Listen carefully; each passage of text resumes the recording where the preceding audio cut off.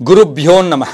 ಮನೆಯಲ್ಲಿ ನಾವು ಸಾಮಾನ್ಯವಾಗಿ ಪ್ರತಿ ಮನೆಯಲ್ಲೂ ಅಷ್ಟೇ ಕಲಹಗಳಿದ್ದೇ ಇರುತ್ತೆ. ನಾವು ಯಾವಾಗಲೂ ಹೇಳ್ತಾರೆ ಗಂಡ ಹೆಂಡತಿಯ ಜಗಳ ಉಂಡು ಮಲಗೋ ತನಕ ಅಂತ. ಆಮೇಲೆ ಸಣ್ಣ ಕಲಹಗಳಿರ್ಬೋದು, ಅಪ್ಪ ಮಕ್ಕಳ ಕಲಹ ಇರ್ಬೋದು, ಗಂಡ ಹೆಂಡತಿಯರ ಕಲಹ ಇರ್ಬೋದು, ಅಣ್ಣ ತಮ್ಮಂದಿರ ಜಗಳಗಳಿರ್ಬೋದು. ಮನೆಯಲ್ಲಿ ಪದೇ ಪದೇ ಪದೇ ಕಲಹ ಆಗ್ತಾ ಇರುತ್ತೆ. ಸಾಮಾನ್ಯವಾಗಿ ನಮಗೂ ಈ ಪ್ರಶ್ನೆ ಕೇಳ್ತಾನೆ ಇರ್ತಾರೆ, ಗುರುಗಳ ಮನೆಯಲ್ಲಿ ತುಂಬ ಕಲಹಗಳಾಗ್ತಾ ಇರುತ್ತೆ, ಇದಕ್ಕೇನು ಕಾರಣ, ಇದಕ್ಕೇನಾದರೂ ಪರಿಹಾರ ಇದೆಯಾ? ಜ್ಯೋತಿಷ ಶಾಸ್ತ್ರದಲ್ಲಿ ಮನೆ ವಾಸ್ತು ಪ್ರಕಾರ ಕಟ್ಟಿದ್ದೀವಿ, ಪೂಜೆ ಪುನಸ್ಕಾರಗಳು ಮಾಡ್ತೀವಿ, ಆದರೆ ಮನೆಯಲ್ಲಿ ಎಲ್ಲ ಶಾಸ್ತ್ರಬದ್ಧವಾಗಿ ನಡ್ಕೊಂಡು ಹೋಗ್ತೀವಿ, ಪಿತೃಗಳಿಗೆ ಗೌರವ ಸಮರ್ಪಣೆ ಮಾಡ್ತೀವಿ, ಎಲ್ಲ ಮಾಡ್ತೀವಿ, ಆದರೂ ಕೂಡ ಮನೆಯಲ್ಲಿ ಕಲಹ ಪದೇ ಪದೇ ಬರ್ತಾ ಇರುತ್ತೆ. ಇದಕ್ಕೆ ಮೂಲ ಕಾರಣ ಏನು ಅಂತಕ್ಕಂಥದ್ದನ್ನು ನಾವು ಇವತ್ತಿನ ದಿವಸ ಶಾಸ್ತ್ರೋಕ್ತವಾಗಿ ಶಾಸ್ತ್ರಬದ್ಧವಾಗಿ ತಿಳ್ಕೊಳ್ಳೋಕೆ ಹೋದಾಗ, ಮನೆಯಲ್ಲಿ ಅಶುದ್ಧತೆ.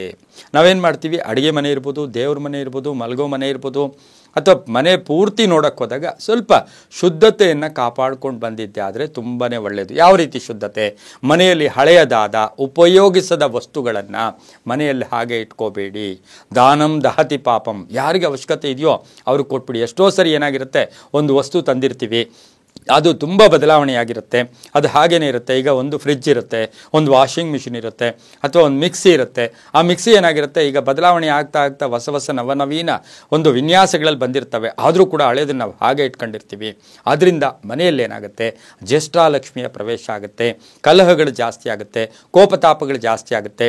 ಬಹುಮುಖ್ಯವಾಗಿ ಅಡುಗೆ ಮನೆಯನ್ನು ಶುದ್ಧವಾಗಿಟ್ಕೋಬೇಕು.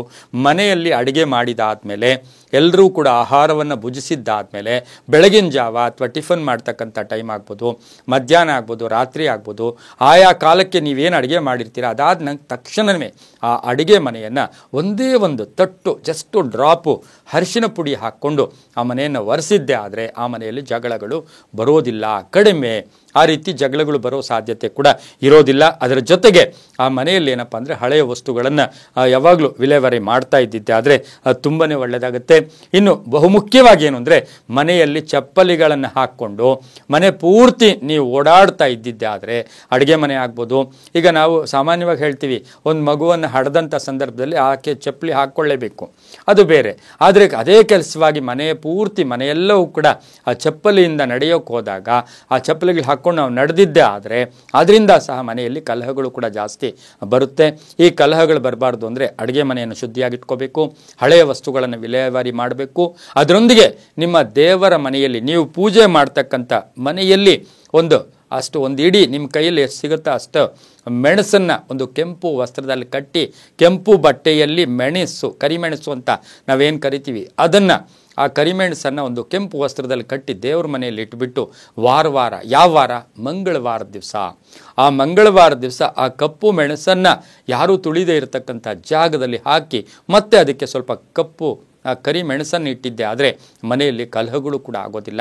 ಯಾಕೆಂದರೆ ಅಷ್ಟೊಂದು ವಿಶೇಷವಾದ ಫಲ ಕೂಡ ಕೊಡುತ್ತೆ. ಹಾಗಾಗಿ ಮನೆಯನ್ನು ಶುದ್ಧಿಯಾಗಿಟ್ಕೊಳ್ಳಿ. ಚಪ್ಪಲಿಗಳಲ್ಲಿ ಮನೆಯನ್ನು ಪೂರ್ತಿಯಾಗಿ ಮನೆಯಲ್ಲಿ ಓಡಾಡಬೇಡಿ. ಮಕ್ಕಳು, ಪುಟ್ಟ ಮಕ್ಕಳು, ಅವರಿಗೆಲ್ಲ ನಾವು ಎಲ್ಲೋ ಒಂದು ಕಡೆ ಅವ್ರಿಗೆಲ್ರಿಗೂ ಕೂಡ ನಾವು ಅವರನ್ನು ಪರಿಗಣನೆಗೆ ತಗೊಳ್ಳೋದಿಲ್ಲ. ಅದೇ ಕೆಲಸವಾಗಿ ಚಪ್ಪಲಿ ಹಾಕ್ಕೊಂಡು ಕೂತ್ಕೊಳ್ಳೋದು, ಕಾಲ ಮೇಲೆ ಕಾಲು ಹಾಕ್ಕೊಂಡು ಕೂತ್ಕೊಳ್ಳೋದು, ಇವೆಲ್ಲ ಮಾಡೋಕ್ಕೆ ಹೋದಾಗ ವಯಸ್ಸಾಗಿರೋರು, ವೃದ್ಧರಾಗ್ಬೋದು, ನಿವೃತ್ತ ನೌಕರರು, ಅವರಿಗೆಲ್ಲ ಒಂದು ರಿಲ್ಯಾಕ್ಸೇಷನ್ ಇದೆ. ಹಾಗಾಗಿ ಇದನ್ನು ಮಾಡಿದ್ದೆ ಆದರೆ ತುಂಬಾ ಒಳ್ಳೆಯದಾಗುತ್ತೆ.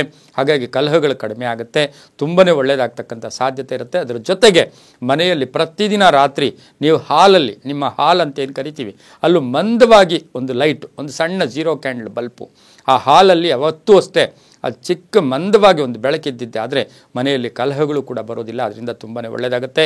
ಸರ್ವೇ ಜನ ಸುಖಿನೋ ಭವಂತು.